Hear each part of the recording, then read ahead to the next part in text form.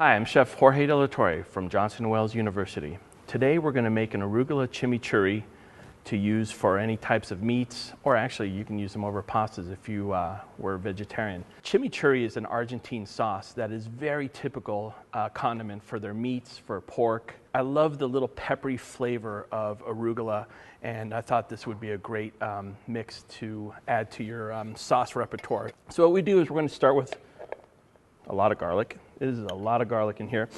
Again, garlic to your flavor. I like to just kind of mash them down a little. I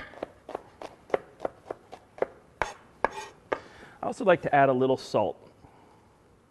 So salt gives it a little texture like that. And it helps mash it. Keep it together. All right, the next thing I like to do is get some chopped parsley. So this is Italian parsley that we have taken off the stem.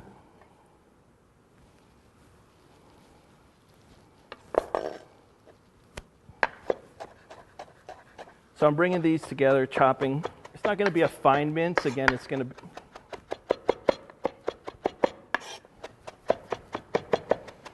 usually in a typical chimichurri, this is all you're going to do is a lot of parsley, more parsley than you ever think. But now we're going to add a little arugula. This is a ready-to-eat food. It's not going to go through any cooking process afterwards. So I made sure, obviously, that my hands were well washed, well cleaned.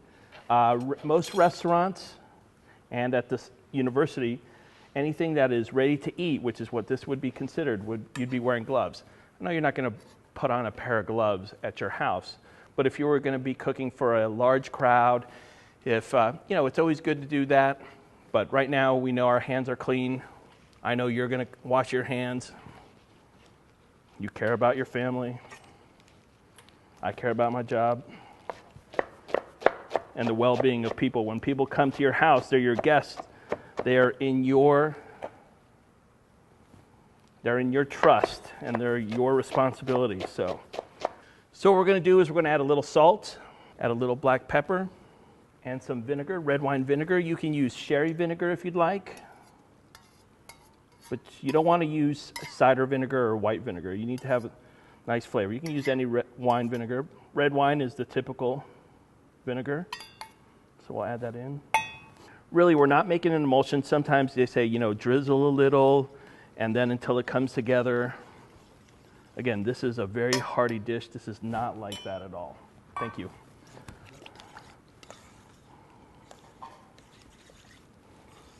And we're going to use those pizza flakes just a little. If you don't like any, don't use it. But they just add a tiny bit. Not to make it a spicy sauce. It's not what we'd consider a salsa. It's just supposed to add a little nice flavor. And then you would let this, since it's nice and rough chopped, hand cut, you would let it sit for a little bit so you get a nice flavor, let the flavors meld. We'll give it a nice shot right now.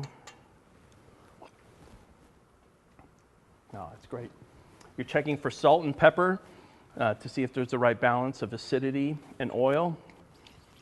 You get the nice herbal flavors from parsley and arugula, and that's going to help you when you toss it over something as rich as salmon or flank steak or pork.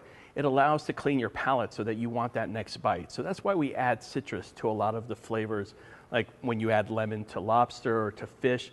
They're high in fat, but that lemon zest cleans your palate, allows you to enjoy the next bite. So Calvin here roasted a great, nice piece of salmon. Just salt and pepper, that's all we need. You could do this on the grill, or you could do it in the oven, however you want.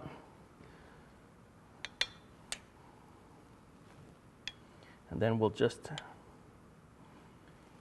you don't want to drizzle it on top. He took such a nice time to make sure that it was peppered nicely, that it was browned nicely.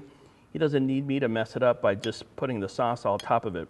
And then you could bottle this up for a little bit, and it'll last about a week in your refrigerator, and that way you'll have it. You'll see, you'll become addicted to this sauce. You can find all our recipes on our website. I'm Chef Jorge de la Torre of Johnson & Wales University. Let's dig in.